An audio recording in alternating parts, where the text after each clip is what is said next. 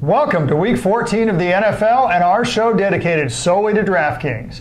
For the first time this season, we did not cash on our DraftKings lineup in Week 13.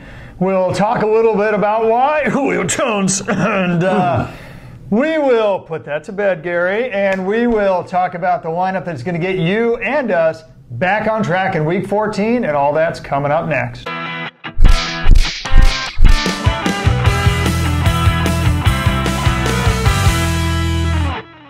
Okay, so here we are in the DraftKings studio, and Eric, why don't we get right down to it here, and we start at quarterback, as we typically do. And boy, here's a way you can tell a guy is totally hot, when he's the highest priced individual at his position, and he's going against one of the top two defenses in the NFL. So that's how hot Pat Mahomes is. Yes. We're going to skip by him, though, largely because of that matchup. Now, and how expensive he is. How expensive he is. Excellent point. You notice two things. Ben Roethlisberger and Drew Brees are on a per-game basis top 5 fantasy quarterbacks, and they're going against dream matchups, 32nd and 29th ranked Oakland and Tampa Bay. Here's another statistically top 5 per-game quarterback who also has a dream matchup. Jameis Winston is going against Tampa Bay, one of the worst defenses. And what people may not realize, Eric, is on a per-game basis, because you have to understand he hasn't played all the games. Right. He's even gotten benched for crying out loud. But on a per-game basis, despite all the interceptions, Jameis Winston is a top 5 fantasy quarterback. And if we can get him for $6,200 instead of $6,800 for some of those other guys, I'll take him. Yeah, this is one of the higher over and under games, so you're going to want to take advantage of that and get some exposure to the game. And getting the Tampa Bay quarterback is a good way to start. I've said it all year. Tampa Bay can't do two things. They can't play defense and they can't run the ball. And especially against the Saints, who have a very good run defense, this is a great opportunity to expect that the Bucs are going to be throwing the ball a lot. Absolutely, and we love that volume.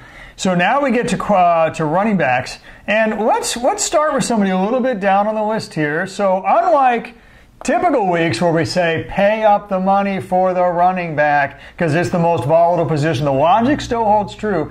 But the pricing, Eric, we've got some great pricing deals with some, say, second-tier quarterbacks that are just too good to take advantage of. Running backs, yeah. Thank you, excuse me. And the first one is Marlon Mack. I'm going to scroll all the way down to 4,600. You can see it here, yeah. Marlon Mack. Now, Eric, he's going against Houston, which has a good run defense. You can see that they're 11th in the league. But, Eric, let's not overthink this too much. For $4,600, you get a bell cow running back who is on the field, first, second, and most third downs. He gets the goal line carries.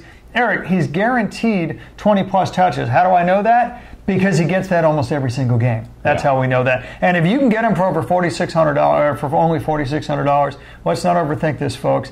This is just a weird, in my mind, a pricing anomaly of DraftKings you got to take advantage of. Well, he dropped heavily. He's usually in that 6,000 range and our high 5,000s. And he's dropped because that whole Colt team had such a tough time last week at Jacksonville. I think you're going to see them bounce back against the Texans, at least putting points on the board. Jacksonville's the toughest team in football to run against, so I view that game as much more of an anomaly. So I think we can afford to spend some money because we saved something with Marlon Mack. And at 6,300, I really like Philip Lindsay. He's the running back of the Denver Broncos, and I start with game script, Gary. Denver is going to absolutely crush the San Francisco 49ers, who have basically quit on the year. They've had just so many injuries. And even though they have a decent run defense, I think Denver's going to get up on them, and they will be running the ball a lot. Absolutely. And you said it yourself, injuries. Look, Marquise Goodwin is out. Pierre Garçon is out. Matt Breida is out. Beathard is out, and we haven't even gotten, of course, the stars that were out at the beginning of the year, right? With McKinnon and Garoppolo. So they got to lean on somebody.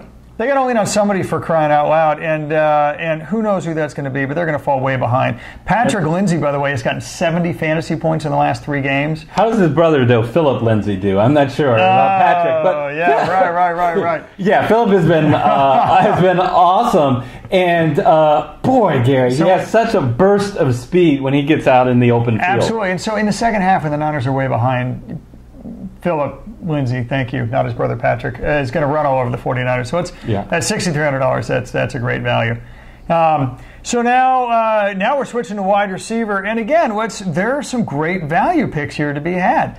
I'm going to scroll down until we get to Chris Godwin at $4,900. Once again, attacking that New Orleans Tampa Bay game.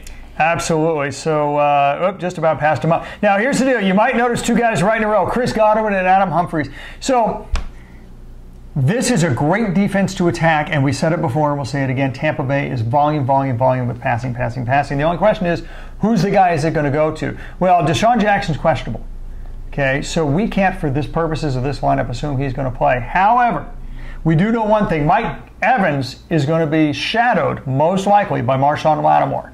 Lattimore is good enough not to take Evans completely out of the game, but enough so that you're not going to get the value for what you'd have to pay. So now you're down to Godwin or Humphries. Godwin's averaged 13 fantasy points. Humphries has averaged 12. That is not statistically significant. It's basically a toss-up, folks. We're going to go with recent trends. Recent trends suggest it's going to be Godwin. Either way, I don't think you can go wrong at $4,900 for a receiver who you know is going to have big volume in this game. So we're going to go ahead and before we filmed, we arm wrestled because I like Humphries and he likes Godwin, and he won. So we're going with Godwin in this spot. But let's either way I think you're looking good. We got some other value picks. I'm going even further down the list, Eric. So we're getting even better value for this pick. Dante Pettis. Once again. Is that a household name or what? Dante Pettis. Once again, you just want anyone going against San Francisco, don't you? Well, or in this case, it's with San Francisco. He's going against Denver, which has a decent pass defense. Not a great passing, but a decent passing defense. Well, here's the deal. San Francisco is going to be behind. First of all, unless you think Rashid Mostert is going to rush for 100 yards, and if you do, boy, do I got a bridge to sell you, then you know San Francisco is going to be behind. It's going to be passing all game long. I'm not going to pretend that they are going to have a terrific pass offense. I am going to pretend that Dante Pettis is, at this point, the only receiver. Now, of course, they have George Kittle. So when I say receiver, I mean wide receiver. But he's the only wide receiver that really has any statistical chance of having even remotely a high ceiling on that team. And with the kind of volume he's going to see at $4,400, this is the kind of ceiling that's worth chasing for that little money. So Eric, he is a terrific value for the high ceiling. Don't forget, San Francisco was in basically the same situation last game, same injuries, roughly speaking, facing the same kind of pass defense. And guess what? Dante Pettis over 100 yards, 2 touchdowns. That's the kind of defense, that's the kind of ceiling that we're talking about here. Yeah, and you love the targets of 7 targets last game. Absolutely, but now I'm scrolling up, because Eric, how long have we been talking about value on this video? I think it's time to spend some moolah. And there is no, honestly, I don't care what the stats say. I don't believe there's a better wide receiver, true quality wide receiver in the NFL than Michael Thomas. Apologize for you Pittsburgh Steelers fans, Antonio Brown, but I think Michael Thomas may very well have passed Antonio Brown.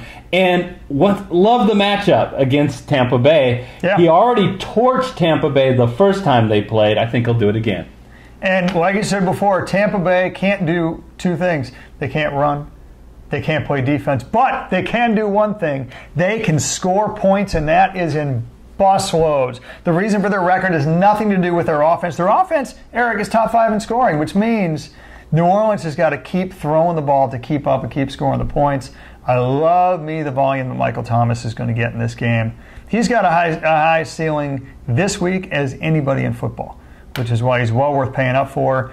Eric, now we're down to tight ends, and here's the thing. How often, 1, 2, 3, 4, 5, how often is Rob Gronkowski not in the top 5 in tight ends? When he's perfectly healthy. Yeah. When Miami is going to be throwing the ball, because comparatively speaking, Miami has a better run defense than they have pass defense over the middle, which is where Rob Gronkowski is going to run his routes. Eric, I gotta tell you, to be honest with you, I think Rob Gronkowski is just a victim of the bad year he's had, but the bad year he's had has been largely dictated by his injuries, and according to him, he's perfectly healthy. I think this pricing is a terrific value for a guy who I think this week has got a high ceiling as any tight end of the league. I don't remember the last time Gronkowski was under $5,000 on DraftKings. I don't remember either, but I will gladly take him at this price. Now we're going to the flex, and Eric, you might notice, but we got some moolah left over here. We got over 10 grand to spend. Let's blow some cash. Because I like me DeAndre Hopkins at $7,800. I only have to scroll down a tiny bit. Look at this. Houston's playing Indianapolis.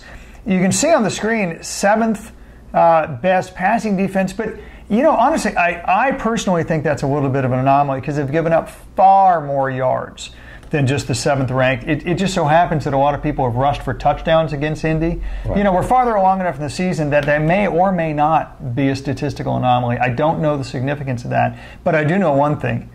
Houston passes the ball when it gets near the goal line, and DeAndre Hopkins is the king of the red zone for Houston, so I love his opportunity in this game. But top 5 receiver going against an average on a yardage basis passing defense, and the guy gets by the way, top 5 red zone opportunities in all of the NFL, certainly number 1 on his own team. DeAndre Hopkins is well worth $7,800.